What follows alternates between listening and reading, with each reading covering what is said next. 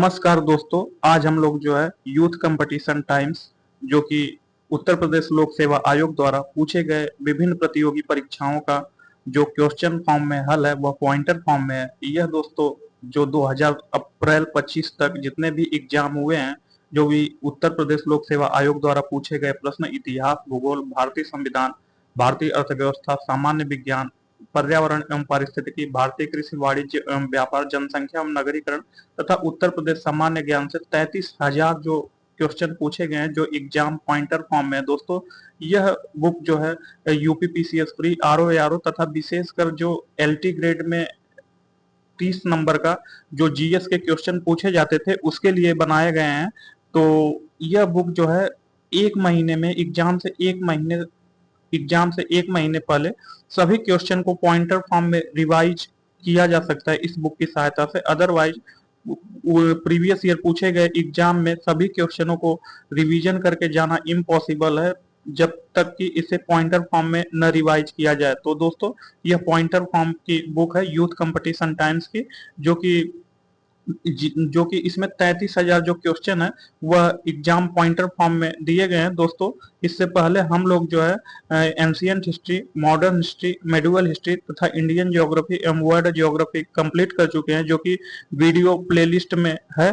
तथा अभी जो है एक लेक्चर इंडियन पॉलिटी के हुए थे, तो आज हम जो है इंडियन पॉलिटी के सेकंड लेक्चर देखेंगे। दोस्तों वीडियो के नीचे दिए गए टेलीग्राम चैनल है उसको आप ज्वाइन कर लीजिए। उस चैनल में जो है बहुत से बुक के पीडीएफ दिए जाते हैं ताकि आप उस बुक को पढ़ते रहिए और वीडियो की सहायता से रिवीजन करते रहिए। तो आज हम लोग जो है इंडियन पॉलिटी के सेकंड लेक्चर देखेंगे। तो दोस्तों आज हम लोग जो है इंडियन पॉलिटी के सेकंड लेक्चर देखेंगे। तो इस सेकंड लेक्चर में हम लोग थे पिछले क्लास में जो है माइक खराब हो गई थी, तो इसलिए इस सेकंड लेक्चर में हम लोग जो है फर्स्ट पॉइंट देखेंगे। तो समवर्ती सूची का विषय है, तो जो आपराधिक मामले हैं, आपराधिक मामले समवर्ती सूची के विषय में आते हैं।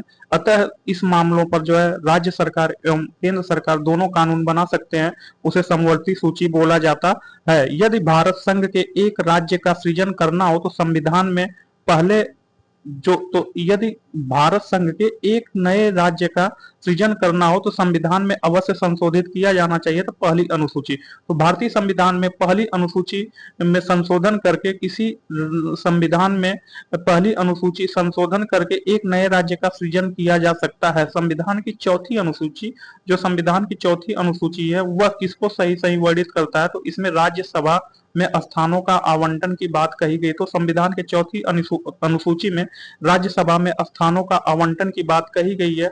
नेक्स्ट, भारत में संविधान में राज्य सूची में सम्मिलित नहीं है तो जो आपराधिक दंड प्रक्रिया संहिता है अर्थात सीआरपीसी, क्रिमिनल प्रोसीजर कोड, यह जो है राज्य सूची में सम्मिलित नहीं है। दोस्तों दंड प्रक्रिया संहिता किस समवर्ती सूची में सम्मिलित है, तो जो दंड प्रक्रिया संहिता है यह समवर्ती सूची में सम्मिलित है, न कि राज्य सूची में सम्मिलित है। विवाह, विवाह विच्छेद और गोद लेना संविधान की 7वीं सूची में सम्मिलित किए गए हैं, यह समवर्ती सूची में है। तो जो विवाह, विवाह विच्छेद और गोद लेना यह संविधान की 7वीं सूची में समवर्ती सूची में दिया गया। क्योंकि दोस्तों जो संविधान की 7वीं सूची है यह 3 सूचियों में विभाजित करती है, पहला केंद्र सूची, दूसरा राज्य सूची एवं तीसरा समवर्ती सूची। तो भारतीय संविधान की 7वीं अनुसूची की सूची थर्ड अर्थात समवर्ती सूची में शामिल है दंड प्रक्रिया। तो जो भारतीय संविधान की 7वीं अनुसूची अर्थात सूची थर्ड में जो है दंड प्रक्रिया शामिल है। सरकारों द्वारा शुल्क एवं कर लगाने का अधिकार उल्लिखित है, तो सरकारों द्वारा शुल्क एवं कर लगाने के अधिकार जो 7वीं अनुसूची में उल्लिखित है। तो दोस्तों सरकारों द्वारा जो शुल्क एवं कर लगाया जाता है यह 7वीं अनुसूची में उल्लिखित है, क्योंकि 7वीं अनुसूची 3 अनुसूचियों में विभाजित करता है, केंद्र अनुसूची, राज्य सूची तथा समवर्ती सूची तथा चौथा अवशिष्ट अनुसूची भी होता है।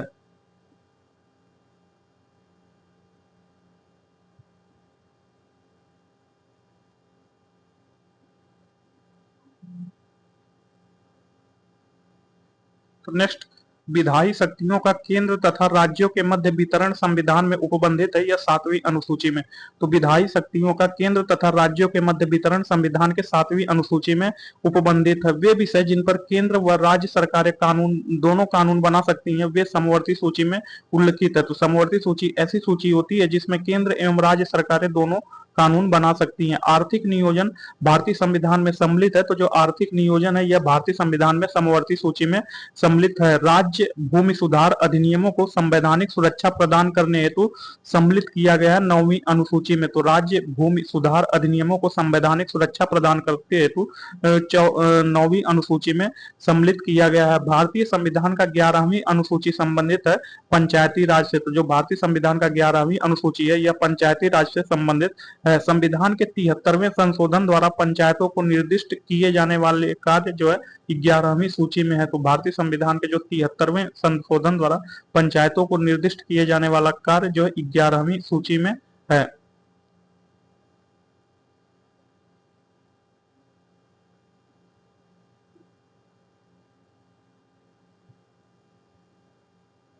नेक्स्ट, भारतीय संविधान को विभाजित किया गया। तो दोस्तों भारतीय संविधान को 22 भागों भारतीय संविधान को 22 भाग 395 अनुच्छेद तथा जब भारतीय संविधान मूल संविधान बना था तो 8 अनुसूची में विभाजित किया गया था। बट अभी जो है भारतीय संविधान में 4 अनुसूची बढ़ गई है, अर्थात अब अनुसूचियों की संख्या 12 हो गई है। तो भारतीय संविधान में अभी जो है 22 भाग 395 अनुच्छेद एवं 12 अनुसूचियां हैं। भारतीय संविधान का भाग 16 अर्थात अनुच्छेद 330 से 342 तक क्या उपबंधित करता है। तो भारतीय संविधान के भाग 16 में अर्थात अनुच्छेद 330 से 342 में लोकसभा में अनुसूचित जाति जनजाति के आरक्षण तथा एंग्लो इंडियन समुदाय के प्रतिनिधित्व से संबंधित बात कहा गया है।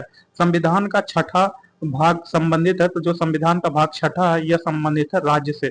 तो जो संविधान का भाग 1 है वह क्षेत्र से संबंधित है, संविधान का भाग 2 नागरिकता से संबंधित है, संविधान का भाग 3 मूल अधिकार से संबंधित है तथा संविधान का भाग 4 राज्य के नीति निर्देशक तत्व से संबंधित है। संविधान का भाग 4A मौलिक कर्तव्य से संबंधित है, संविधान का भाग 5 केंद्र से संबंधित है तथा संविधान का भाग 6 जो है यह राज्य से संबंधित है। हमारे संविधान में 3 सोपानों में पंचायतें बनाने की परिकल्पना की गई है भाग 9 में। तो हमारे संविधान के भाग 9 में भारतीय संविधान के भाग 9 में 3 सोपानों में पंचायतें बनाने की परिकल्पना की गई है। संघ का नाम और अधीनस्थ क्षेत्र संबंधित है अनुच्छेद 1 से। तो जो भारतीय संघ का नाम एवं अधीनस्थ क्षेत्र बताता है भारतीय संविधान का अनुच्छेद आर्टिकल 1। नागरिकता संबंधित है अनुच्छेद 5 से 11 तक।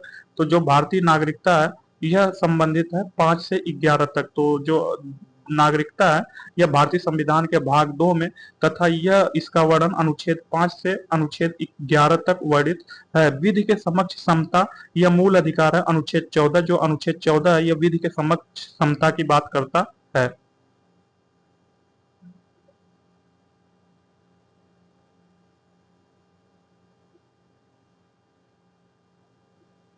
तो भारतीय संविधान में विधि के सम्यक प्रक्रिया के सिद्धांत को शामिल किया गया अनुच्छेद 21 में। तो जो आर्टिकल 21 है इसमें जो है भारतीय संविधान में विधि के सम्यक प्रक्रिया के सिद्धांत को शामिल किया गया है।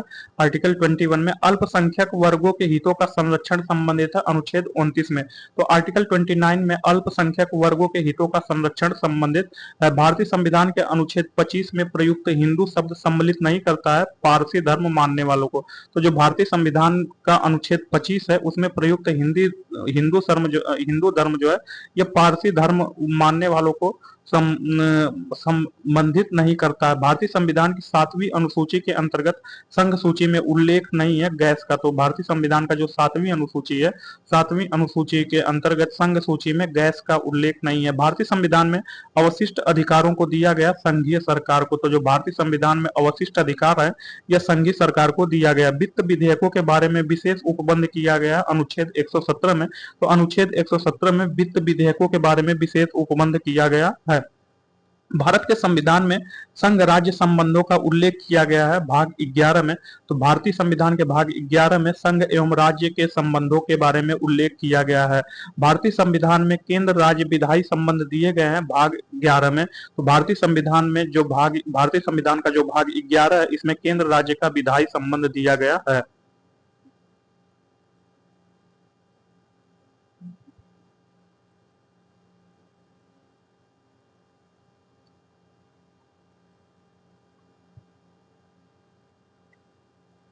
भारत के बाहर के स्थानों की तीर्थ यात्राएं का विषय प्रगणित है या संघ सूची से प्रगणित है। तो जो भारत के बाहर के स्थानों की तीर्थ यात्रा होती है यह संघ सूची से प्रगणित है। संविधान में यह उपबंधित है कि भारतीय संविधान को भारत का संविधान कहा जाएगा अनुच्छेद 393 में। तो अनुच्छेद 393 के संविधान में यह उपबंधित है कि जो भारतीय संविधान है, भारतीय संविधान को भारत का संविधान कहा जाएगा। संविधान में संसद के किसी सदन के सदस्य का पद सदन की अनुमति के बिना 60 दिनों तक, कितने दिनों तक, 60 दिनों तक सदन के सभी बैठकों में उसके अनुपस्थित रहने के आधार पर सदन द्वारा रिक्त किया जा सकता है। तो जैसे दोस्तों कोई सांसद है, वह सदन से अगर 60 दिन तक अनुपस्थित रहता है तो उसे जो है अनुपस्थित रहता है तो उसे रिक्त किया जा सकता है। तो यह किस अनुच्छेद में ऐसी बात कही गई है? तो यह भारतीय संविधान के अनुच्छेद 1 के सब आर्टिकल 4 में कहा गया। तो भारतीय संविधान के अनुच्छेद 1 के सब आर्टिकल में कहा गया है कि संसद के किसी सदन के सदस्य का पद सदन की अनुमति के बिना 60 मतलब 60 दिनों तक सदन के सभी बैठकों में उसके अनुपस्थित रहने के आधार पर सदन द्वारा रिक्त घोषित किया जा सकता है। संविधान के नेक्स्ट पॉइंट, संविधान के अंतर्गत संसद के किसी सदस्य की अयोग्यता के संबंध में राष्ट्रपति निर्वाचन आयोग की राय मानने के लिए बाध्य है, यह आर्टिकल 103 बोलता है। तो भारतीय संविधान के अनुच्छेद 103 में ऐसा बोला गया है कि संसद के किसी सदस्य की अयोग्यता के संबंध में राष्ट्रपति निर्वाचन आयोग की राय मानने के लिए बाध्य है। नेक्स्ट पॉइंट, भारत के संविधान के अंतर्गत वार्षिक बजट पेश किया जाता है अनुच्छेद 112 में। तो भारतीय संविधान का आर्टिकल 112 के तहत भारतीय संविधान के अंतर्गत वार्षिक बजट पेश किया जाता है। नेक्स्ट पॉइंट, भारतीय संविधान में उच्चतम न्यायालय को अपने द्वारा सुनाए गए निर्णय का पुनर्विलोकन करने की शक्ति प्रदान करता अनुच्छेद 137। तो भारतीय संविधान का आर्टिकल 137 जो सुप्रीम कोर्ट है, सुप्रीम कोर्ट के जुडिशियल रिव्यू का पावर देता है। तो भारतीय संविधान में उच्चतम न्यायालय अपने द्वारा सुनाए गए निर्णय का पुनर्विलोकन कर सकता है, यह अनुच्छेद 137 में बोला गया है।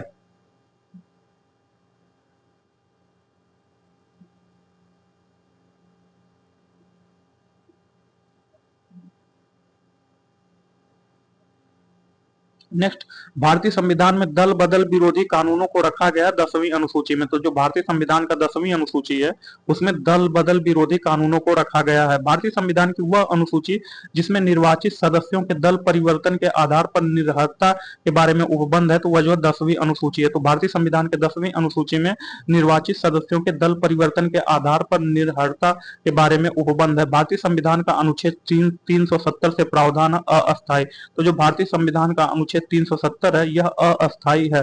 भारतीय संविधान के 9वीं अनुसूची उपबंधित है भूमि सुधार से। तो भारतीय संविधान का जो 9वीं अनुसूची है यह भूमि सुधार से संबंधित है। भारतीय संविधान में पिछड़ा वर्ग शब्द पहली बार आया अनुच्छेद 16 के आर्टिकल 16 के सब आर्टिकल 4 में। तो भारतीय संविधान के आर्टिकल 16 के सब आर्टिकल 4 में पिछड़ा वर्ग शब्द पहली बार आया। भारतीय संविधान का वह अनुच्छेद जिसके द्वारा अस्पृश्यता का अंत कर दिया गया तो अनुच्छेद 17। तो अनुच्छेद 17 में एबोलिशमेंट ऑफ अनटचेबिलिटी की बात कही गई है, अर्थात अस्पृश्यता के अंत की बात कही गई है। यदि भारतीय संघ में एक नए राज्य का गठन होता है तो आवश्यक होगा पहली अनुसूची। तो जो भारतीय संविधान की पहली अनुसूची है यह एक नए राज्य का गठन की बात करती है। संविधान का वह अनुच्छेद जिसके अंतर्गत संसद को अंतर्राष्ट्रीय समझौतों को प्रभावी करने के उद्देश्य से विधि बनाने की शक्ति प्राप्त है अनुच्छेद 253। तो अनुच्छेद 253 यह बताता है कि संसद को अंतर्राष्ट्रीय समझौतों को प्रभावी करने के उद्देश्य से विधि बनाने की शक्ति है।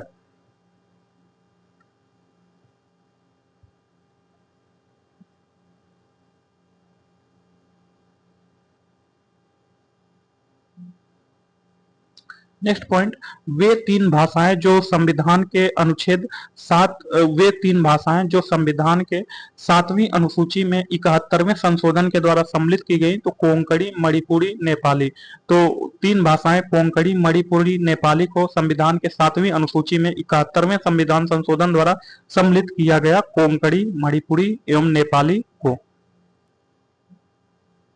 नेक्स्ट पॉइंट, भारतीय संविधान का प्रशासी अधिकरण की स्थापना का प्रावधान करता है संविधान के अनुच्छेद 323 क के अंतर्गत। तो जो भारतीय संविधान का अनुच्छेद 323 क है इसके अंतर्गत प्रशासी अधिकरण की स्थापना का प्रावधान करता है। लोक पद के अनुचित ग्रहणसा का सुधार जिस रिट याचिका द्वारा किया जा सकता है वह अधिकार परीक्षा रिट है। तो अधिकार परीक्षा रिट द्वारा लोक पद के अनुचित गृहसा का सुधार किया जा सकता है। भारतीय संविधान के अनुच्छेदों में से वह अनुच्छेद जो बच्चों के शोषण से संबंधित है, तो आर्टिकल 24 में बच्चों के शोषण से संबंधित बात बताया गया है। तो आर्टिकल 24 बोलता है कि जो बच्चों का शोषण नहीं होना चाहिए। वह अनुच्छेद जिसके द्वारा संसद को यह अधिकार प्राप्त है कि वह राष्ट्रीय हित में वह राज्य सूची में दिए गए विषयों पर भी कानून बना सकता है। तो अनुच्छेद 249, तो भारतीय संविधान का अनुच्छेद 249 ऐसा बोलता है कि संसद को यह अधिकार प्राप्त है कि वह राष्ट्रीय हित में राज्य सूची में दिए गए विषयों पर भी कानून बना सकता है।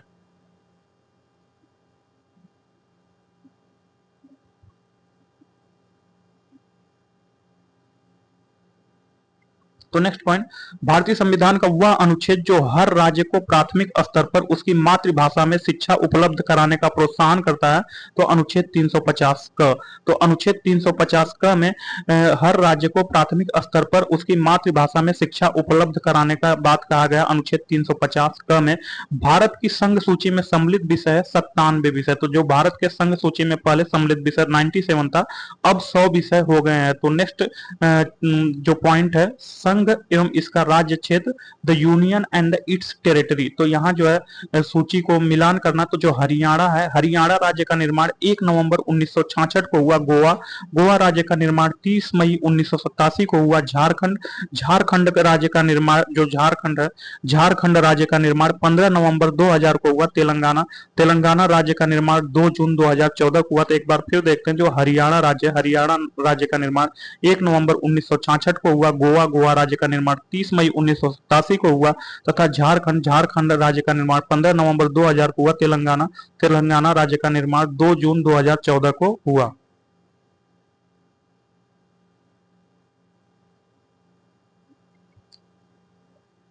तो नेक्स्ट पॉइंट, भारतीय संघात्मक व्यवस्था के संदर्भ में सही कथन क्या है? तो भारतीय संघात्मक व्यवस्था के संदर्भ में सही कथन, भारतीय संविधान के अंतर्गत राज्यों को संघ से अलग होने का अधिकार नहीं है। तो जो भारतीय संघात्मक व्यवस्था, इसके अंतर्गत जो भारतीय संविधान के अंतर्गत जो राज्यों का संघ है, राज्यों को संघ से अलग होने का अधिकार नहीं है। तो भारत में भाषा के आधार पर बना पहला राज्य कौन है? तो जो आंध्र प्रदेश है, आंध्र प्रदेश भारत में भाषा के आधार पर बना पहला राज्य है। छत्तीसगढ़ राज्य का गठन जिसके विभाजन से संपन्न हुआ, वह है मध्य प्रदेश। तो जो मध्य प्रदेश के विभाजन से छत्तीसगढ़ राज्य का गठन हुआ। एक नए राज्यों के निर्माण के लिए संवैधानिक उपबंध नहीं है, यह एक राज्य संघ राज्य क्षेत्र शामिल कर सकेगा। तो एक नए राज्यों के निर्माण के लिए संवैधानिक उपबंध नहीं है कि एक राज्य संघ राज्य क्षेत्र शामिल कर सकेगा। भारत में एक नया राज्य सृजित करने वाले विधेयक को पारित होना आवश्यक है संसद के साधारण बहुमत से। तो संसद के साधारण बहुमत द्वारा भारत में एक नया राज्य सृजित करने वाले विधेयक पारित हो सकते हैं। संविधान के प्रथम अनुच्छेद के अनुसार भारत एक राज्यों का यूनियन है। तो भारतीय संविधान का जो आर्टिकल 1 है, वह बोलता है कि भारतीय संविधान एक राज्यों का संघ है। आंध्र प्रदेश पुनर्गठन विधेयक राष्ट्रपति द्वारा अनुमोदित तथा हस्ताक्षरित किया गया मार्च 2014 में। तो जो आंध्र प्रदेश पुनर्गठन विधेयक है, यह राष्ट्रपति द्वारा अनुमोदित तथा हस्ताक्षरित मार्च 2014 में किया गया। भारतीय संघ के सह राज्य के रूप में प्रथम प्रवेश पाने वाला राज्य था सिक्किम। तो भारतीय संघ के सह राज्य के रूप में प्रथम प्रवेश पाने वाला राज्य सिक्किम था।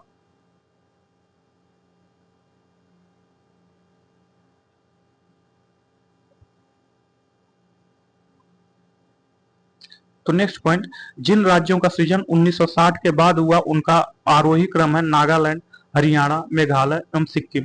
तो नागालैंड, हरियाणा, मेघालय एवं सिक्किम का जो गठन है, वह जो है 1960 के बाद हुआ। तो भारतीय राज्यों के निर्माण का सही कालक्रमानुसार क्या है? तो भारतीय राज्यों के निर्माण का सही कालानुक्रम पहले सिक्किम, अरुणाचल प्रदेश, छत्तीसगढ़, झारखंड है। तो जो भारतीय राज्यों के निर्माण का सही कालक्रम सिक्किम, अरुणाचल प्रदेश, छत्तीसगढ़ एवं झारखंड है। भारत में राज्य एवं संघीय प्रदेश हैं। तो भारत में 28 राज्य तथा 8 केंद्र शासित प्रदेश हैं, जिनमें से एक राष्ट्रीय राजधानी क्षेत्र दिल्ली भी सम्मिलित है। तो भारतीय संविधान जो भारत में राज्य हैं, भारत में 28 राज्य हैं तथा 8 केंद्र शासित प्रदेश है। राष्ट्रीय राजधानी प्रदेश में अवस्थित है करनाल एवं रोहतक। तो जो करनाल है, ये करनाल एवं रोहतक है, यह राष्ट्रीय राजधानी प्रदेश में अवस्थित है। राज्य का सबसे महत्वपूर्ण तत्व है संप्रभुता। तो जो संप्रभुता है, यह राज्य का सबसे महत्वपूर्ण तत्व है। भारत एक गणतंत्र है, इसका अर्थ है भारत में वंशानुगत शासन नहीं है। भारत एक गणतंत्र है, इसका अर्थ है कि भारत में वंशानुगत शासन नहीं है।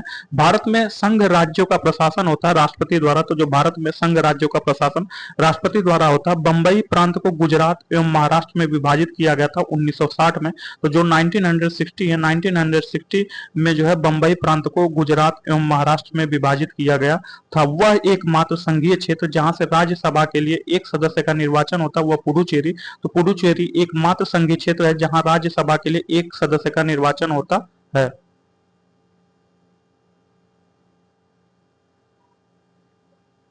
तो नेक्स्ट जो है, सूची एक को सूची दो से मिलान करना है। तो सूची एक में राज्य दिए गए हैं तथा उनका वह किस वर्ष आए। तो जो नागालैंड है, नागालैंड का निर्माण वर्ष 1962 में हुआ। झारखंड, झारखंड का निर्माण 2000 में हुआ। तेलंगाना, तेलंगाना का निर्माण 2014 में हुआ। सिक्किम, सिक्किम का निर्माण 1975 में हुआ। तो एक बार फिर से देखते हैं। तो जो नागालैंड है, नागालैंड का निर्माण 1962 में हुआ। झारखंड, झारखंड का निर्माण 2000 में हुआ। तेलंगाना, तेलंगाना राज्य का निर्माण 2014 में हुआ। सिक्किम, सिक्किम राज्य का निर्माण 1975 में हुआ। तो नेक्स्ट जो पॉइंट है वह संविधान के मूल तत्व। तो यहाँ जो संविधान के मूल तत्व से संबंधित क्वेश्चन देखेंगे। तो जो संविधान का मूल तत्व है इससे संबंधित क्वेश्चन देखेंगे। तो संविधान के मूल तत्व में फर्स्ट पॉइंट नागरिकता है। तो नागरिकता से संबंधित क्वेश्चन देखेंगे जो पॉइंटर फॉर्म में है। तो भारतीय संविधान के भाग 3 में वर्णित है। तो भारतीय संविधान के भाग 3 में मूल अधिकार का वर्णन है। तो जो भारतीय संविधान का भाग 3 है इसमें मूल अधिकार का वर्णन है। भारतीय राजनीतिक व्यवस्था की प्रकृति में मूर्त रूप से पाया जाता है। तो यह जो निरंतरता एवं परिवर्तन के तत्व पाए जाते हैं। भारतीय राजनीतिक व्यवस्था की प्रकृति में मूर्त रूप से निरंतरता एवं परिवर्तन के तत्व पाए जाते हैं। भारत के संविधान का वह भाग जिसमें हम नागरिकता से संबंधित प्रावधानों को पाते हैं तो भाग 11 है। तो भारतीय संविधान के भाग 2 में, भारतीय संविधान में के भाग 1 में संघ राज्य क्षेत्र के बारे में बोला गया तथा भाग 2 में नागरिकता के बारे में बोला गया। भाग 3 में जो है मूल अधिकार के बारे में बोला गया तथा भाग 4 में राज्य के नीति निर्देशक तत्व के बारे में बोला गया। भाग 4 क में मूल मौलिक कर्तव्य के बारे में बोला गया। भाग 5 में जो है केंद्र के बारे में बोला गया। भाग 6 में राज्य के बारे में बोला गया। तो यहाँ पूछ रहा है कि भारत के संविधान का वह भाग जिसमें हम नागरिकता से संबंधित प्रावधान को पाते हैं तो भाग 2 जिसमें अनुच्छेद 5 से 11 तक में ऐसा बात बोला गया है। नागरिकता के अर्जन हेतु शर्तों को नियत करने के लिए सक्षम है संसद। तो संसद जो है नागरिकता के अर्जन हेतु शर्तों को नियत करने के लिए सक्षम है। भारत में नागरिकता के विषय में सही है। तो भारत में नागरिकता के विषय में सही है कि संपूर्ण भारत की एकल नागरिकता होती है। नागरिकता संशोधन अधिनियम 2015 के अंतर्गत भारतीय कार्ड धारक प्रवासी नागरिक के रूप में पंजीकृत होने के लिए अर्ह नहीं है। वे भारतीय जो विभाजन के उपरांत पाकिस्तान प्रवासी हो गए। तो नागरिकता संशोधन अधिनियम 2015 के अंतर्गत भारतीय कार्ड धारक प्रवासी नागरिक के रूप में पंजीकृत होने के लिए अर्ह नहीं है ऐसे भारतीय जो विभाजन के उपरांत पाकिस्तान प्रवासी हो गए।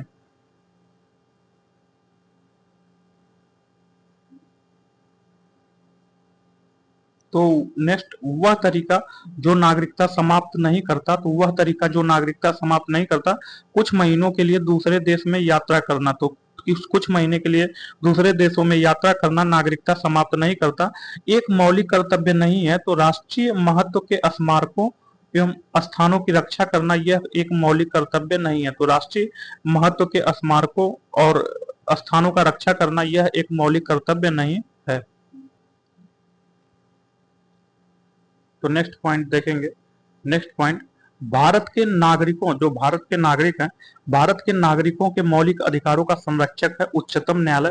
तो जो सुप्रीम कोर्ट है, सुप्रीम कोर्ट भारत के नागरिकों के मौलिक अधिकारों का संरक्षक है। अनुच्छेद 19 के अंतर्गत भारतीय संविधान द्वारा गारंटी नहीं दी गई है तो संपत्ति रखने, खरीदने एवं बेचने की स्वतंत्रता। तो अनुच्छेद 19 के अंतर्गत भारतीय संविधान के द्वारा संपत्ति रखने, खरीदने और बेचने की स्वतंत्रता नहीं दी गई है। वह व्यक्ति जिसने मूल अधिकारों को हमारे लोगों के लिए एक प्रतिज्ञा तथा सभ्य विश्व के साथ किया गया समझौता कहा था। तो डॉक्टर एस राधाकृष्णन ने कहा था। तो डॉक्टर एस राधाकृष्णन ऐसे व्यक्ति थे जिन्होंने मूल अधिकारों को हमारे लोगों के लिए एक प्रतिज्ञा तथा सभ्य विश्व के साथ किया गया समझौता कहा था। शिक्षा का अधिकार मौलिक अधिकारों में सम्मिलित किया गया। तो 86वां संविधान संशोधन अधिनियम 2002 के द्वारा, तो 86वां संविधान संशोधन अधिनियम 2002 के द्वारा शिक्षा के अधिकार को मौलिक अधिकारों में सम्मिलित किया गया है। भारत के सभी नागरिकों को किसी भी पेशा या व्यवसाय करने के अधिकार को सुरक्षित करता है संविधान का अनुच्छेद 19 के सब आर्टिकल 1 के जी में। तो भारत के सभी नागरिकों को किसी भी पेशा या व्यवसाय करने के अधिकार को सुरक्षित करता है संविधान का अनुच्छेद 91 के सब आर्टिकल जी में। भारतीय संविधान के 19 के सब सेक्शन 1 के सब आर्टिकल जी के अंतर्गत कोई मौलिक अधिकार नहीं है मादक द्रव्यों के व्यवसाय करने का। तो भारतीय संविधान का अनुच्छेद 19 का 1 का जी में मादक द्रव्यों के व्यवसाय करने का कोई मौलिक अधिकार नहीं है।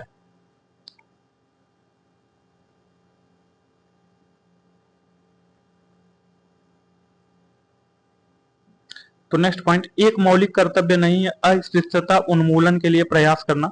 तो अस्पृश्यता उन्मूलन के लिए प्रयास करना यह मौलिक कर्तव्य नहीं है, यह मूल अधिकार अर्थात फंडामेंटल राइट है। यह अनुच्छेद 17 में बताया गया है कि अनटचेबिलिटी का एबोलिशमेंट करना, एबोलिशमेंट ऑफ अनटचेबिलिटी।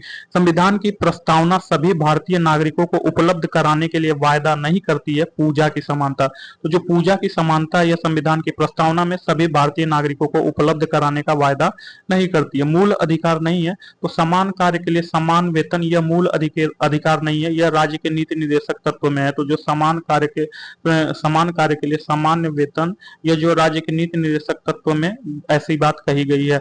मौलिक कर्तव्यों को संविधान में समाविष्ट किया गया वर्ष 1976 में। तो सरदार स्वर्ण सिंह की समिति के अनुसार अनुशंसा पर जो है मौलिक कर्तव्यों को संविधान में समाविष्ट किया गया 1976 में। बालकों के लिए मुक्त एवं अनिवार्य शिक्षा का अधिकार अधिनियम 2009 प्रभाव में आया 1 अप्रैल 2002 को। तो 1 अप्रैल 2010 को बालकों के लिए मुफ्त एवं अनिवार्य शिक्षा का अधिकार अधिनियम 2009 प्रभाव में आया। भारतीय संविधान में जैसा निहित है उसमें समानता के मौलिक अधिकार में सम्मिलित नहीं है आर्थिक समानता। तो भारतीय संविधान में जैसा निहित है उसमें समानता के मौलिक अधिकार में आर्थिक समानता सम्मिलित नहीं है। भारतीय संविधान के अधीन केवल भारत के नागरिकों को यह अधिकार प्राप्त है, धर्म, मूल वंश, जाति, लिंग या जन्म स्थान इनमें से किसी भी। तो भारतीय संविधान के अधीन केवल भारत के नागरिक को यह अधिकार प्राप्त है, धर्म, जाति, लिंग या जन्म स्थान या इनमें से किसी के आधार पर विभेद के प्रतिशेष का अधिकार। तो भारतीय संविधान के अधीन केवल भारत के नागरिक को ही धर्म, मूल वंश, जाति, लिंग या जन्म स्थान या इनमें से किसी एक के आधार पर विभेद के प्रतिशेष का अधिकार प्राप्त है।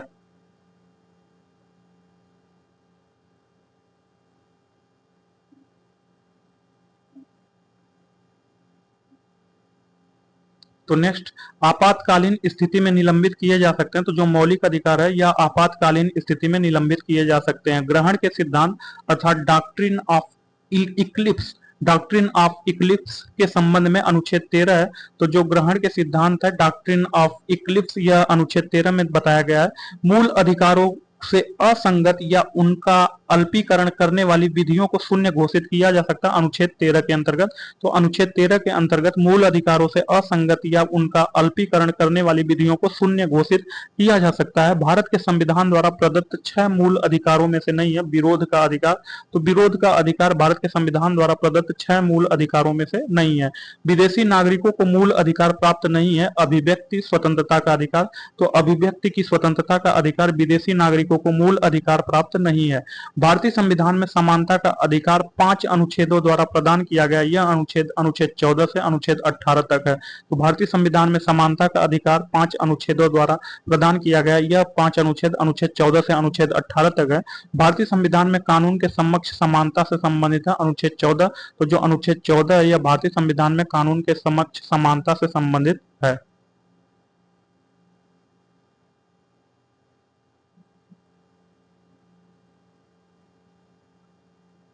तो नेक्स्ट पॉइंट, भारतीय संविधान की प्रस्तावना में प्रयुक्त समाजवाद शब्द को इस अनुच्छेद या अनुच्छेदों के साथ मिलाकर पढ़ने से सर्वोच्च न्यायालय को समान कार्य के लिए समान वेतन का मौलिक अधिकार परिभाषित करने की शक्ति प्राप्त है अनुच्छेद 14 से 16। तो भारतीय संविधान के अनुच्छेद 14 से 16 में प्रस्तावना में प्रयुक्त समाजवाद शब्द को इस अनुच्छेदों के साथ मिलाकर पढ़ने से सर्वोच्च न्यायालय को समान कार्य के लिए समान वेतन का मौलिक अधिकार परिभाषित करने की शक्ति प्राप्त होती है। द्वितीय पीढ़ी का मानव अधिकार समझा जाता है समता का अधिकार। तो जो समता का अधिकार है यह द्वितीय पीढ़ी का मानव अधिकार समझा जाता है। संविधान में प्रत्याभूत है सामाजिक समानता, तो सामाजिक समानता का प्रत्याभूत संविधान में है। शिक्षण संस्थानों में अनुसूचित जातियों तथा अनुसूचित जनजातियों के पक्ष में स्थानों का आरक्षण शासित है संविधान के अनुच्छेद 15 के सब आर्टिकल 4 में। तो संविधान के अनुच्छेद 15 के सब आर्टिकल 4 में शिक्षण संस्थानों में अनुसूचित जातियों और अनुसूचित जनजातियों के पक्षों में आरक्षण स्थानों का आरक्षण शासित है।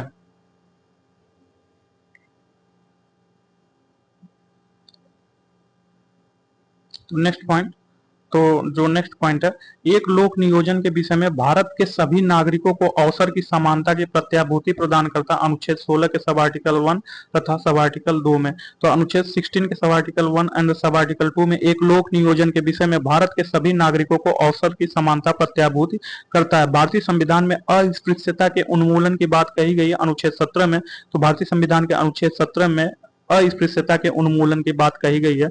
भारतीय संविधान में स्वतंत्रता का अधिकार चार अनुच्छेदों द्वारा प्रदान किया गया। यह चार अनुच्छेद अनुच्छेद 19 से 22 तक है। तो अनुच्छेद 19 से 22 तक भारतीय संविधान में स्वतंत्रता का अधिकार की बात कही गई है। बंदी बनाए गए व्यक्ति के मौलिक अधिकारों की रक्षा प्रदत्त है, यह अनुच्छेद 22 में। तो अनुच्छेद 22 में बंदी बनाए गए व्यक्ति के मौलिक अधिकारों की रक्षा प्रदत्त है। भारतीय संविधान के अनुच्छेद 21 में सम्मिलित नहीं है। तो जो मृत्यु का अधिकार है यह भारतीय संविधान का जो अनुच्छेद 21 है जीवन जीने का अधिकार है उससे उसमें संबंधित नहीं है। अनुच्छेद 19 के सब आर्टिकल 1 के डी के अनुच्छेद 21 से मिलाकर पढ़ने पर प्राप्त होता है विदेशी यात्रा का अधिकार।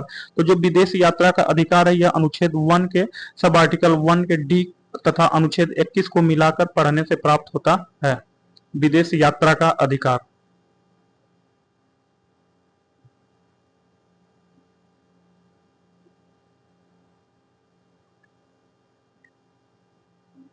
तो नेक्स्ट पॉइंट, जिस वाद में यह अभिनिर्धारित किया गया है कि ऋषिकेश नगरपालिका क्षेत्र के अंतर्गत अंडे बेचने पर लगाया गया निषेध संविधान के अनुच्छेद 19(1) के जी का उल्लंघनकारी नहीं है, वह ओम प्रकाश बनाम उत्तर प्रदेश राज्य।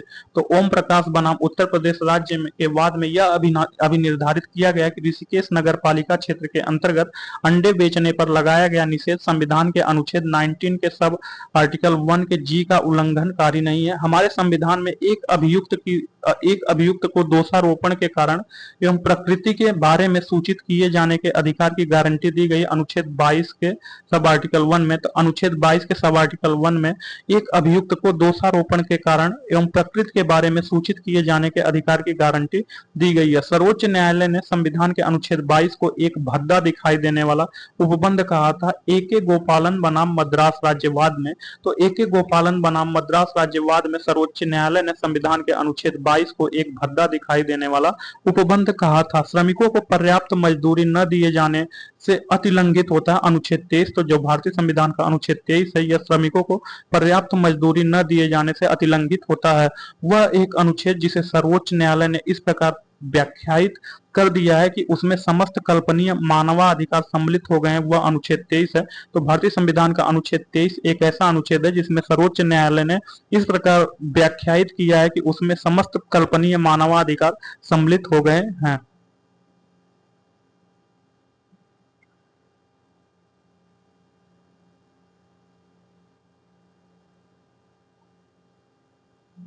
तो नेक्स्ट पॉइंट, भारत के संविधान में यह उपबंध है कि 14 वर्ष से कम किसी बालक को किसी कारखाने खान में काम करने के लिए नियोजित नहीं किया जाएगा। यह किसी अन्य परिसंकट में नियोजन में नहीं लगाया जाएगा। यह उपबंधित है अनुच्छेद 24। तो भारतीय संविधान का अनुच्छेद 24 यह बताता है कि 14 वर्ष से कम किसी बालक को किसी कारखाने या खान में काम करने के लिए नियोजित नहीं किया जा सकता है तथा किसी अन्य परिसंकट में नियोजन में नहीं लगाया जाएगा। संविधान का वह अनुच्छेद जो बच्चों के शोषण का निषेध करता है अनुच्छेद 24।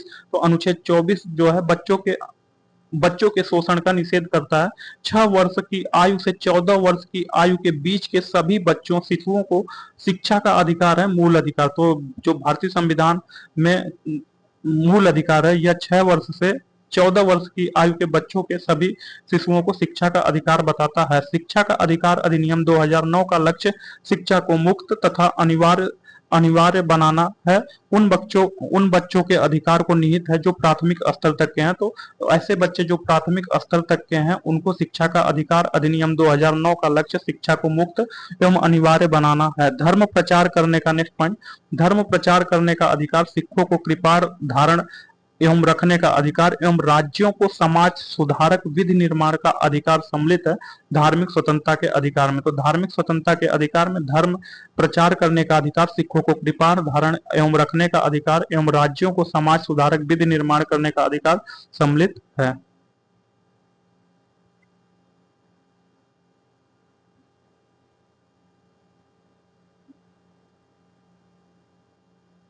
तो नेक्स्ट पॉइंट, मौलिक अधिकारों का संरक्षक है। तो जो सर्वोच्च न्यायालय मौलिक अधिकारों का संरक्षक है। उच्च न्यायालय और उच्चतम न्यायालय की अधिकारिता में आते हैं मूल अधिकारों का प्रवर्तन। तो जो मूल अधिकारों का प्रवर्तन है यह उच्च न्यायालय तथा उच्चतम न्यायालय के अधिकारिता में आता है। प्रिवेंटिव डिटेंशन के अंतर्गत एक व्यक्ति को बिना मुकदमा चलाए बंदी बनाकर रखा जा सकता है 3 माह तक।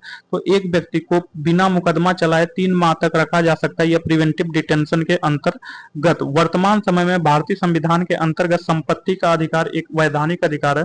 तो भारतीय संविधान के अंतर्गत जो संपत्ति का अधिकार है यह वैधानिक अधिकार है। वह अधिकार जो संवैधानिक है परंतु अधिकार नहीं है। तो संपत्ति रखने का अधिकार एक संवैधानिक है परंतु मूल अधिकार नहीं है।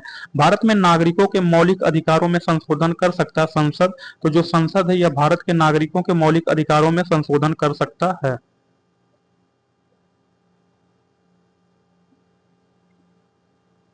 तो नेक्स्ट पॉइंट, उच्चतम न्यायालय ने यह धारणा व्यक्त की कि मूल अधिकार व्यक्ति को जैसा उसे सबसे अच्छा लगे उस तरह अपनी जिंदगी की रूपरेखा तैयार करने के लिए सक्षम बनाते हैं। तो यह जो गोलकनाथ बनाम स्टेट ऑफ पंजाबवाद में, तो गोलकनाथ बनाम स्टेट ऑफ पंजाबवाद में उच्चतम न्यायालय ने यह धारणा व्यक्त की कि मूल अधिकार व्यक्ति को जैसा उसे सबसे अच्छा लगे उस तरह अपनी जिंदगी की रूपरेखा तैयार करने के लिए सक्षम बनाते हैं।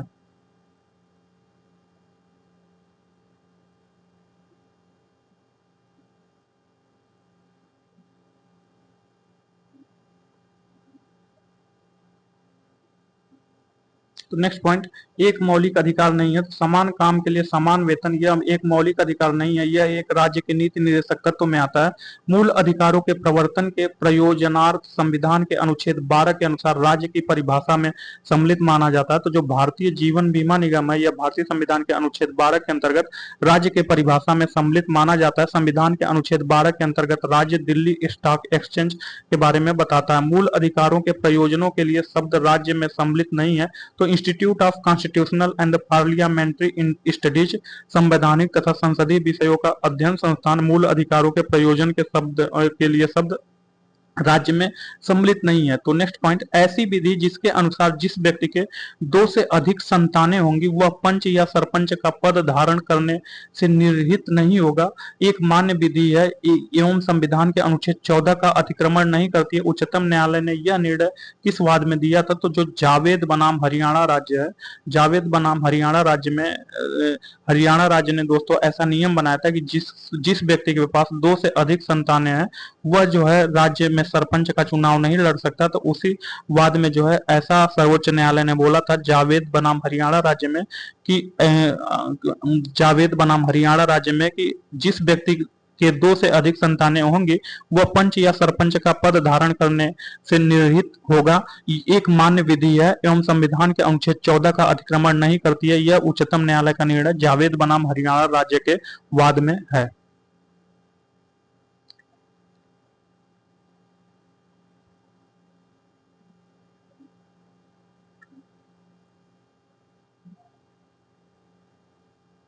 तो नेक्स्ट पॉइंट, उच्चतम न्यायालय के इस निर्णय के पश्चात संविधान संशोधन द्वारा सामाजिक तथा शैक्षिक दृष्टि से पिछड़े वर्गों के लिए विशेष प्रावधान जोड़े गए। तो मद्रास बनाम चंपकम दोराई राजन, तो मद्रास बनाम चंपकम दोराई राजन में उच्चतम न्यायालय ने इस निर्णय के पश्चात संविधान संशोधन द्वारा सामाजिक तथा शैक्षिक दृष्टि से पिछड़े वर्गों के लिए विशेष प्रावधान किए मद्रास राज्य बनाम चंपकम दोराई राजन। तो क्रीमी लेयर का सिद्धांत जो किसी जाति के खुशहाल वर्ग को आरक्षण की परिधि से बाहर रखता है प्रतिपादित किया गया था, तो यह इंदिरा साहनी बनाम भारत संघ के वाद में। तो इंदिरा साहनी बनाम भारत संघ के वाद में क्रीमी लेयर का सिद्धांत जो किसी जाति के खुशहाल वर्ग को आरक्षण की परिधि से बाहर रखता है, अभिव्यक्ति की स्वतंत्रता के अधिकार में निहित है। तो अभिव्यक्ति की स्वतंत्रता के अधिकार में निहित है भारत में प्रेस की स्वतंत्रता। तो जो भारत में प्रेस की स्वतंत्रता है यह अभिव्यक्ति की स्वतंत्रता के अधिकार में निहित है। यह निर्णय कि सरकारी कर्मचारियों को हड़ताल पर जाने का अधिकार नहीं है दिया गया है टीके रंगराजन बनाम तमिलनाडु राज्य के वाद में। तो टीके रंगराजन बनाम तमिलनाडु राज्य के वाद में यह निर्णय दिया गया कि सरकारी कर्मचारी हड़ताल पर जा नहीं सकते हैं। प्राग दोष मुक्ति सिद्धांत संबंधित है, यह दोहरे परिसंकट से संबंधित है। तो जो प्राग दोष मुक्ति सिद्धांत है यह दोहरे परिसंकट से संबंधित है। सर्वोच्च न्यायालय ने अनुच्छेद 21 के प्रयुक्त पद विधि द्वारा स्थापित प्रक्रिया की व्याख्या ऋजु न्याय संगत एवं उचित प्रक्रिया के रूप में की है। यह मेनका गांधी बनाम भारत संघ के वाद में। तो मेनका गांधी बनाम भारत संघ के वाद में सर्वोच्च न्यायालय ने अनुच्छेद 21 में प्रयुक्त पद विधि द्वारा स्थापित प्रक्रिया की व्याख्या ऋजु न्याय संगत एवं उचित प्रक्रिया के रूप में की है।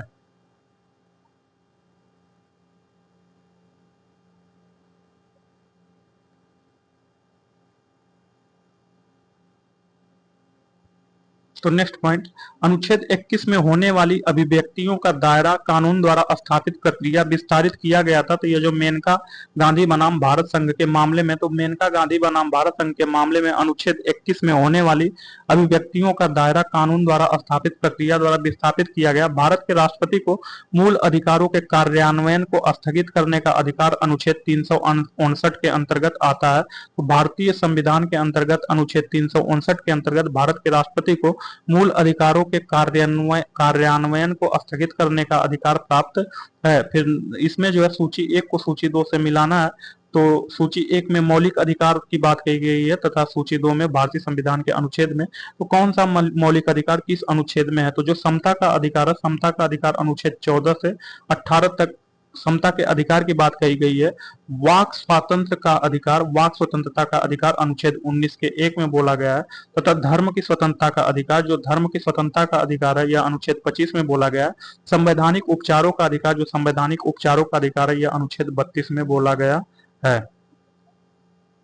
तो नेक्स्ट, सूची 1 को सूची 2 से मिलान करना है। तो जो बंदी प्रत्यक्षीकरण है, बंदी प्रत्यक्षीकरण को to have the body of बोला जाता है। तो जो बंदी प्रत्यक्षीकरण है यह to have the body of बोला जाता है। परमादेश, परमादेश को वी कमांड बोला जाता है। तो जो परमादेश है वी कमांड बोला जाता है। प्रतिशेष, प्रतिशेष को जो है रीट ऑफ प्रोहिबिशन बोला जाता है। तो जो प्रतिशेष है, प्रतिशेष को रीट ऑफ प्रोहिबिशन कहा जाता है। अधिकार परीक्षा, अधिकार परीक्षा को जो बाई व्हाट अथॉरिटी बोला जाता है, तो अधिकार परीक्षा को बाई व्हाट अथॉरिटी कहा जाता है। तो नेक्स्ट जो है, नेक्स्ट, भारतीय संविधान में वर्णित मौलिक अधिकारों की अवधारणा ली गई है। तो जो भारतीय संविधान है, भारतीय संविधान में वर्णित मौलिक अधिकारों की अवधारणा ली गई है यूएसए के संविधान से। तो यूएसए के संविधान से भारतीय संविधान में वर्णित मौलिक अधिकारों की अवधारणा ली गई है। भारतीय नागरिक का मौलिक अधिकार नहीं है संपत्ति का अधिकार। तो जो संपत्ति का अधिकार है यह भारतीय नागरिक का मौलिक अधिकार नहीं है। तो नेक्स्ट पॉइंट, वह मूल अधिकार जो संविधान के 352 अनुच्छेद के अंतर्गत उद्घोषित आपातकाल में भी स्थगित नहीं किया जा सकता। तो यह जो प्राण और दैहिक स्वतंत्रता का अधिकार, तो जो प्राण और दैहिक स्वतंत्रता का अधिकार है यह संविधान के अनुच्छेद 352 के अंतर्गत उद्घोषित आपातकाल में अस्थगित नहीं किया जा सकता। कुछ मूल अधिकार सशस्त्र सेना के सदस्यों को उपबंध नहीं होते हैं, इसके निर्धारण का अधिकार संसद को है। तो संसद को इसके निर्धारण का अधिकार है कि कुछ ऐसे मूल अधिकार हैं जिसको सशस्त्र सेना के सदस्यों को उपलब्ध नहीं किया जा सकता है। तो नेक्स्ट पॉइंट देखेंगे। नेक्स्ट पॉइंट, नीति निर्देशक तत्वों तथा मौलिक कर्तव्य दोनों को एक भाग है। तो नीति निर्देशक तत्वों तथा मौलिक कर्तव्यों दोनों का एक भाग है पर्यावरण का संरक्षण। तो जो पर्यावरण का संरक्षण है यह मौलिक कर्तव्य एवं राज्य के नीति निर्देशक तत्व दोनों में आता है। राज्य के नीति निर्देशक तत्व तो पुण्यात्मा लोगों की पवित्र आकांक्षा मात्र, यह कथन केसी वियर का है। तो केसी वियर ने कहा था कि जो राज्य के नीति निर्देशक तत्व है यह पुण्यात्मा लोगों की विचार का आकांक्षा मात्र है। भारतीय संविधान का वह अनुच्छेद जो समान नागरिक संहिता से संबंधित है, तो जो अनुच्छेद 44 है, अनुच्छेद 44 में जो है समान नागरिक संहिता की बात कही गई है। भारत के संविधान के भाग में राज्य के नीति निर्देशक तत्वों का वर्णन भाग 4 में है। तो भारतीय संविधान के भाग 4 में राज्य के नीति निर्देशक तत्वों का वर्णन है। तो जो भारतीय संविधान का भाग 1 है इसमें क्षेत्र की बात में बोली गई है, तथा भारतीय संविधान के भाग 2 में नागरिकता की बात कही गई है। भारतीय संविधान के भाग 3 में मूल अधिकार की बात कही गई है। भारतीय संविधान के भाग 4 में राज्य के नीति निर्देशक तत्वों की बात कही गई है।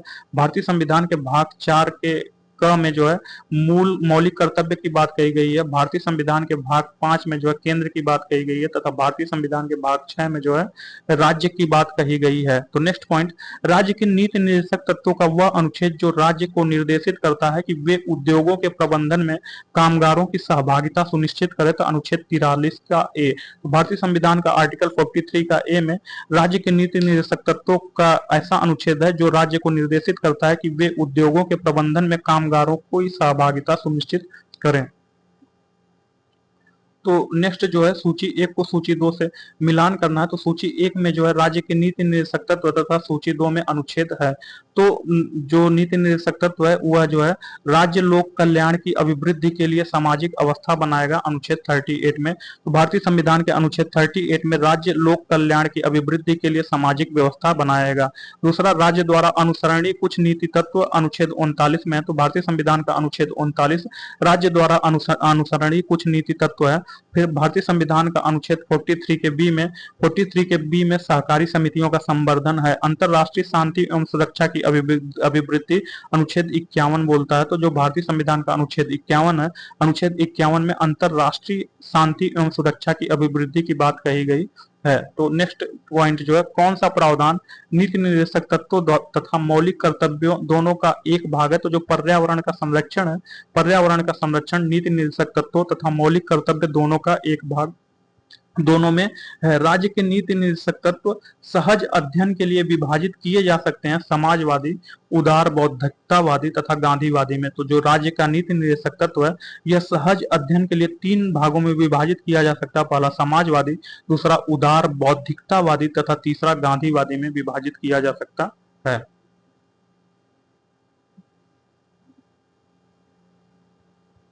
तो नेक्स्ट पॉइंट, भारतीय संविधान में कल्याणकारी राज्य के विचार को सम्मिलित किया गया राज्य के नीति निर्देशक तत्वों में। तो भारतीय संविधान के राज्य के नीति निर्देशक तत्वों में संविधान में कल्याणकारी राज्य के विचार को सम्मिलित किया गया है। तो नेक्स्ट पॉइंट, भारतीय संविधान का वह संशोधन जो यह प्रावधानित करता है कि कोई कानून जो राज्य के उन नीति निर्देशक सिद्धांतों को जो अनुच्छेद 39 बी और 39 सी में वर्णित है प्रभावी बनाने हेतु पारित किया जाए, इस कारण से निरस्त नहीं किया जाएगा कि वह अनुच्छेद 14 से 19 में प्रदत्त अधिकारियों को सीमित करता है। यह 42वां संशोधन है। तो भारतीय संविधान का 42वां संशोधन के अंतर्गत वह यह प्रावधानित करता है कि कोई मनुष्य जो राज्य के उन नीति निर्देशक सिद्धांतों को जो अनुच्छेद 39 बी और 39 सी में वर्णित प्रभावित बनाने हेतु पारित किया जाए, इस कारण से निरस्त नहीं किया जाएगा।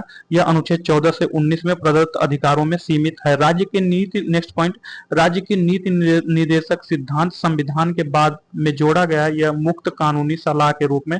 तो जो राज्य का नीति निर्देशक तत्व है यह संविधान के बाद में जोड़ा गया है, यह मुक्त कानूनी सलाह के रूप में जोड़ा गया है। भारत के संविधान में कल्याणकारी राज्य का आदर्श प्रतिष्ठापित करता है, यह राज्य के नीति निर्देशक तत्व में। तो राज्य के नीति निर्देशक तत्व में भारत के संविधान में कल्याणकारी राज्य का आदर्श प्रतिष्ठापित होता है। नेक्स्ट पॉइंट, भारत के कल्याणकारी राज्य होने का विचार पाया जाता है, यह संविधान की प्रस्तावना एवं राज्य के नीति निर्देशक तत्वों में। तो संविधान की प्रस्तावना एवं राज्य की नीति निर्देशक तत्वों में भारत के कल्याणकारी राज्य होने का विचार पाया जाता है।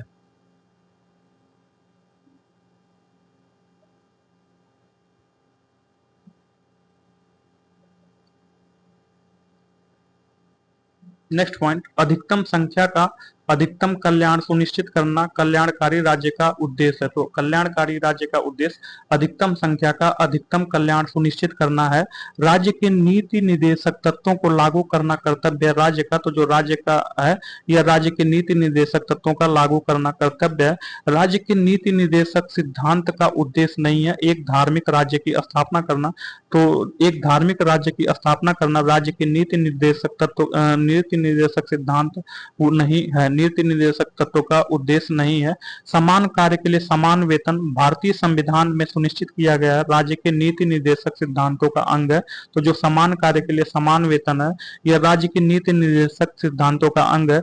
राज्य के नीति निर्देशक तत्वों में निहित है। तो पुरुष और स्त्रियों को समान कार्य के लिए समान वेतन। तो जो पुरुष एवं स्त्रियों को समान कार्य के लिए समान वेतन, यह राज्य के नीति निर्देशक तत्वों में निहित है।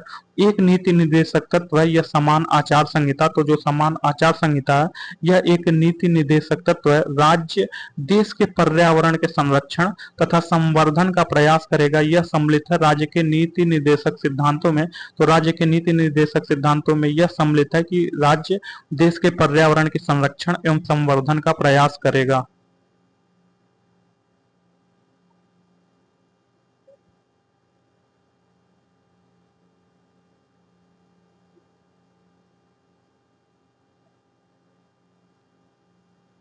तो नेक्स्ट पॉइंट, राज्य के नीति निर्देशक सिद्धांतों में सम्मिलित है मद्य निषेध। तो जो मद्य निषेध है, यह राज्य के नीति निर्देशक सिद्धांतों में सम्मिलित है।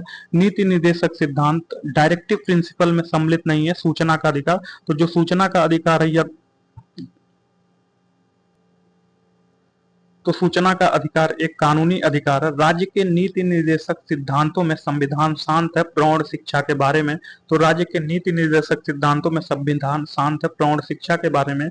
राज्य के नीति निर्देशक तत्वों में नहीं है अस्पृश्यता उन्मूलन। तो जो अस्पृश्यता उन्मूलन है, यह फंडामेंटल राइट में अनुच्छेद 17 में, अर्थात यह मूल अधिकार है।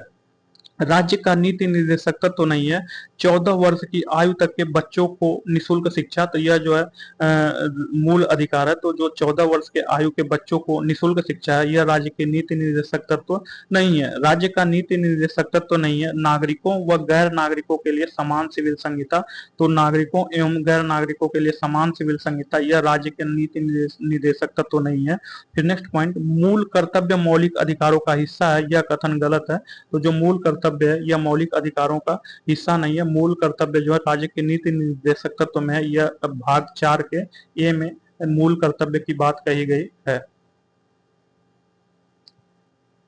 तो नेक्स्ट, नीति निर्देशक तत्वों को ऐसा चेक बताया गया है जिसका भुगतान बैंक की सुविधा पर निर्भर करता है, यह केटी शाह के द्वारा बोला गया। तो जो केटी शाह ने राज्य की नीति निर्देशक तत्वों के बारे में बोला कि यह एक ऐसा चेक है जिसका भुगतान बैंक अपनी सुविधा के अनुसार करता है। राज्य के नीति निर्देशक तत्व संविधान की आत्मा, जो संविधान के सामाजिक दर्शन को समाविष्ट करते हैं, उपरोक्त कथन कहा गया ग्रेनविल ऑस्टिन ने। तो जो ग्रेनविल ऑस्टिन ने राज्य के नीति निर्देशक तत्व को संविधान की आत्मा, जो संविधान के सामाजिक दर्शन को समाविष्ट करता है, उपरोक्त कथन ग्रेनविल ऑस्टिन ने कहा था। मनरेगा कार्यक्रम भारतीय संविधान में लाया गया अनुच्छेद 43 को लागू करने के लिए। तो जो मनरेगा कार्यक्रम है, यह अनुच्छेद 43 को लागू करने के लिए भारतीय संविधान में लाया गया। भारतीय संविधान के अंतर्गत काम का अधिकार पाया जा सकता है राज्य के नीति निर्देशक सिद्धांतों में। तो राज्य के नीति निर्देशक सिद्धांतों में भारतीय संविधान के अंतर्गत काम का अधिकार पाया जा सकता है। राज्य के नीति निर्देशक तत्वों के पीछे बाध्यकारी बल लोकमत का है। तो जो राज्य के नीति निर्देशक तत्वों के पीछे बाध्यकारी बल है, वह लोकमत का है। संविधान का वह भाग जो कल्याणकारी राज्य का आदर्श घोषित करता है, तो राज्य का नीति निर्देशक तत्व, तो राज्य के नीति निर्देशक तत्व संविधान का ऐसा भाग है जो कल्याणकारी राज्य का आदर्श घोषित करता है। राज्य के नीति निर्देशक तत्वों में सम्मिलित नहीं है। तो अस्पृश्यता का उन्मूलन, यह फंडामेंटल राइट है। एबोलिशमेंट ऑफ अनटचेबिलिटी, यह राज्य के नीति निर्देशक तत्वों में सम्मिलित नहीं है।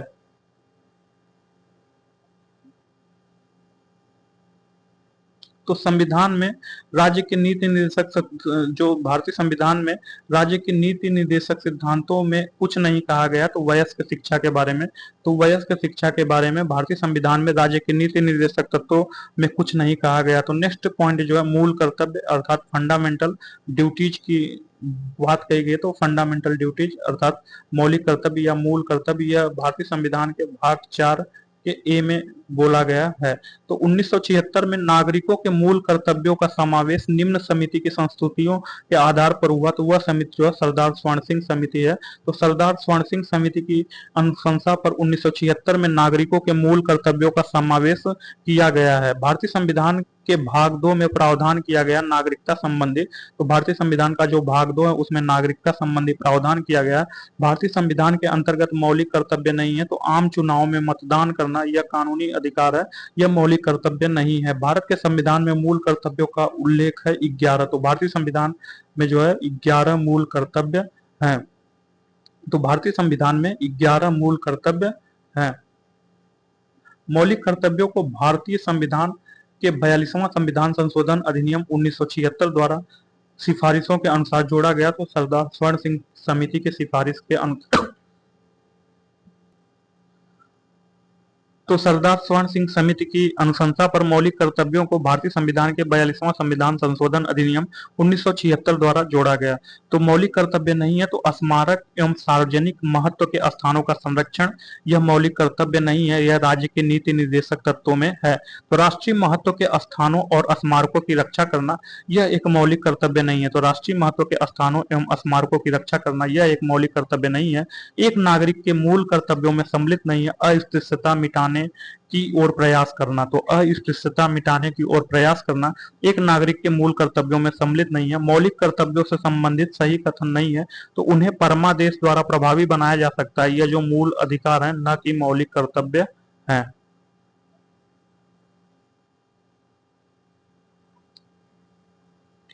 तो नेक्स्ट पॉइंट, भारत में नागरिक का मूल कर्तव्य है। तो भारत में नागरिक का मूल कर्तव्य वन्य जीव का संरक्षण करना है। तो भारत में नागरिक का कर्तव्य मूल कर्तव्य वन्य जीव का संरक्षण करना है। भारत के संविधान का वह भाग जिसमें मूल कर्तव्यों की बात कही गई है। तो भारतीय संविधान के भाग 4 में मूल कर्तव्यों की बात कही गई है। भाग 4 के क में मूल कर्तव्यों की बात कही गई, जबकि भाग 4 में राज्य के नीति निर्देशक तत्वों की बात कही गई है। वह समिति जिसने भारतीय संविधान में मूल कर्तव्यों को समाविष्ट करने की संस्तुति की। तो सरदार स्वर्ण सिंह समिति भारतीय संविधान में मूल कर्तव्यों को समाविष्ट करने की संस्तुति की।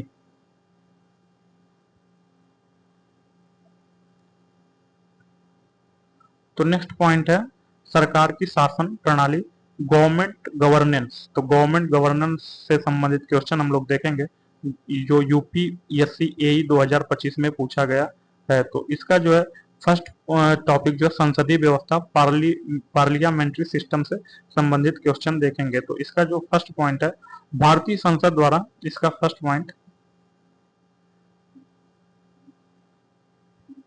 इसका फर्स्ट पॉइंट, भारतीय संसद द्वारा महिला सशक्तिकरण समिति की स्थापना की गई थी 1997 में। तो भारतीय संसद द्वारा महिला सशक्तिकरण समिति की स्थापना 1997 में की गई थी।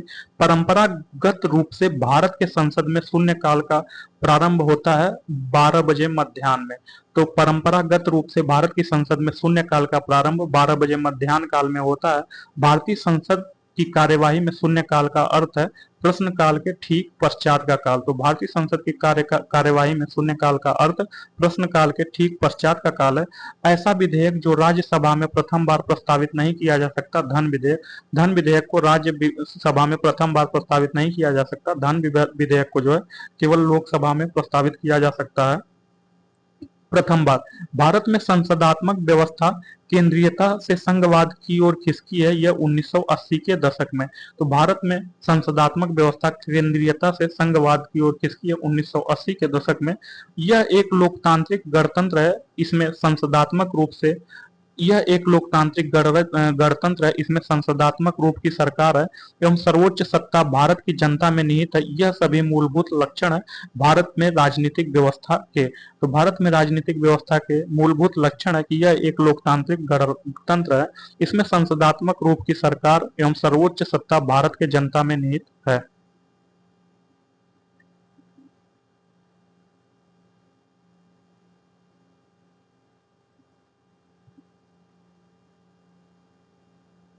नेक्स्ट पॉइंट, विधायिका का कार्यपालिका पर नियंत्रण होता है संसदात्मक शासन व्यवस्था में। तो संसदात्मक शासन व्यवस्था में विधायिका पर कार्यपालिका का नियंत्रण होता है। भारतीय संविधान की विशेषता नहीं है अध्यक्षात्मक सरकार। तो जो अध्यक्षात्मक सरकार है यह भारतीय संविधान की विशेषता नहीं है।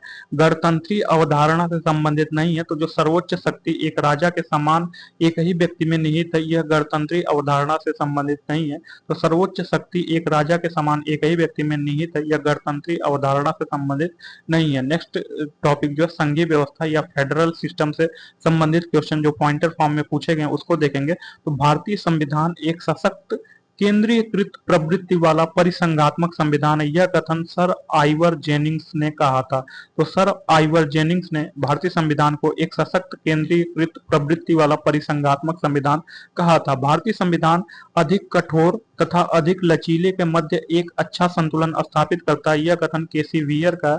तो केसी वियर ने भारतीय संविधान को अधिक कठोर तथा अधिक लचीले के मध्य एक अच्छा संतुलन स्थापित करने वाला कहा था। भारत के संविधान का संघीय लक्षण नहीं है। तो जो एकहरी नागरिकता है, एकहरी नागरिकता भारत के संविधान का संघीय लक्षण नहीं है।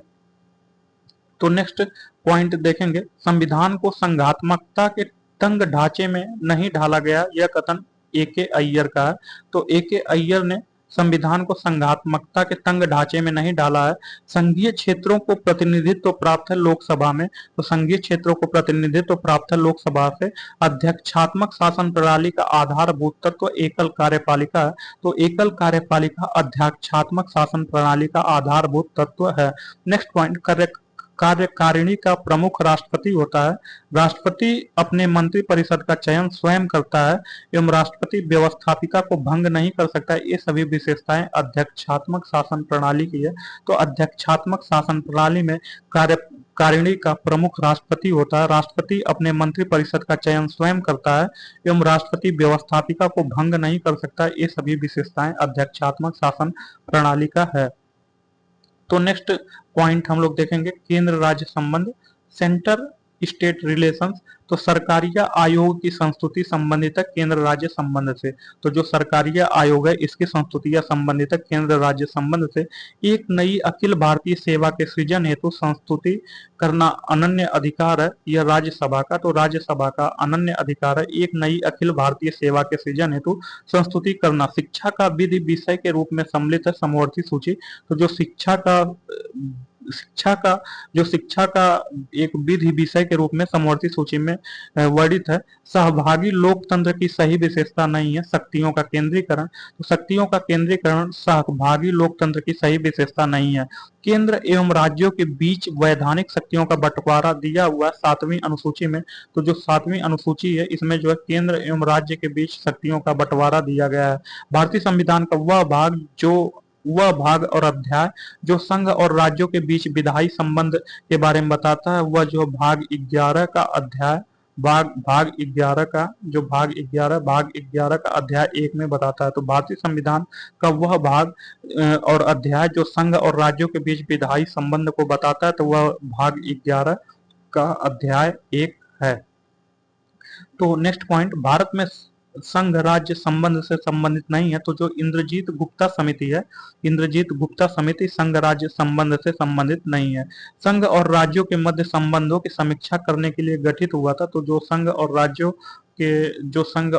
हैं, संघ और राज्यों के मध्य संबंधों की समीक्षा करने के लिए गठित हुआ था सरकारिया आयोग। तो जो सरकारिया आयोग है यह संघ और राज्यों के मध्य संबंधों की समीक्षा करने के लिए गठित हुआ था।